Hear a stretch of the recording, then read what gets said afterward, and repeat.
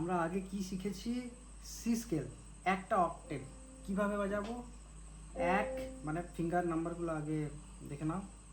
এক নাম্বার দুটো হাতেরই বলছি, 1 2 3 4 5, এগুলো ফিঙ্গার নাম্বার, ঠিক আছে। রাইট হ্যান্ডে দুটো অক্টেভ যদি আমাকে বাজাতে হয় তো আমাকে প্রথমে ফিঙ্গার ওয়াইজ যেতে হবে, ফিঙ্গার নাম্বার ওয়াইজ যেতে হবে। এমন নয় যে এটা এটা তারপর আবার এটা তারপর এটা বাজিয়ে দিলাম, তারপর এরকম বাজিয়ে দিলাম, তারপর আবার এইভাবে যাব না, ফিঙ্গার নাম্বার ওয়াইজ যাব। কীভাবে? এখান থেকে এই অক্টেভ, এটা হচ্ছে এক অক্টেভ, আর এখান থেকে এটা হচ্ছে 2 অক্টেভ, ঠিক আছে।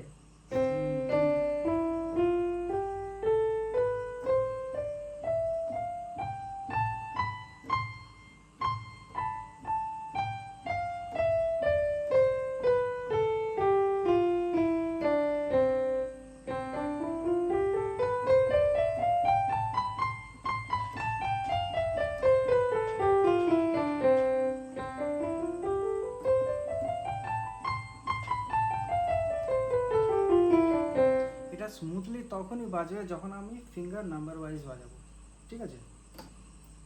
তো কি হচ্ছে, প্রথমে এক নাম্বার ফিঙ্গার 1 2 3, তারপর আবার এক নাম্বার 1 2 3 4, তারপর 1 2 3, তারপর 1 2 3 4 5, ঠিক আছে। এটা একটা অক্টেভ গেল। আবার এটা রিভার্স করছে কিভাবে, 5 4 3 2 1 3 2 1, তারপর 4 নাম্বার 4 3 2 1 3 1, সরি 3 2 1, এগুলো ফিঙ্গার নাম্বার, ঠিক আছে।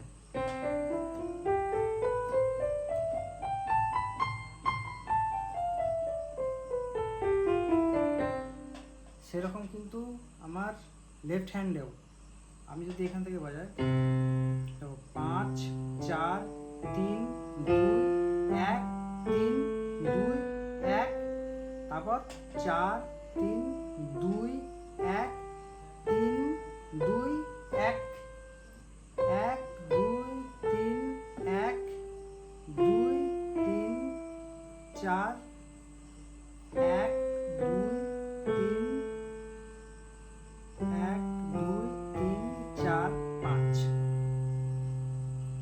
বুঝতে কোনো অসুবিধা নেই। একবার যদি এটা লেফট হ্যান্ডে বাজাচ্ছি, একবার রাইট হ্যান্ডে বাজাচ্ছি।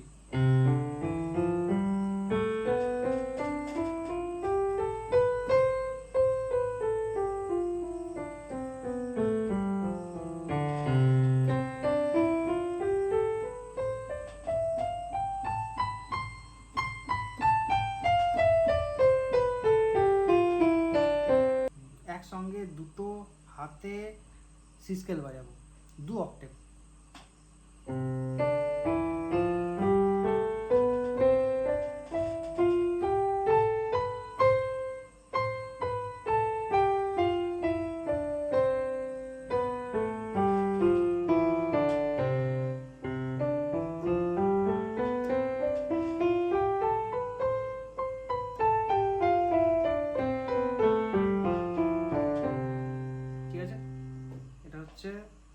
এরপর এটাতে এইভাবে প্র্যাকটিস করলে কি হবে,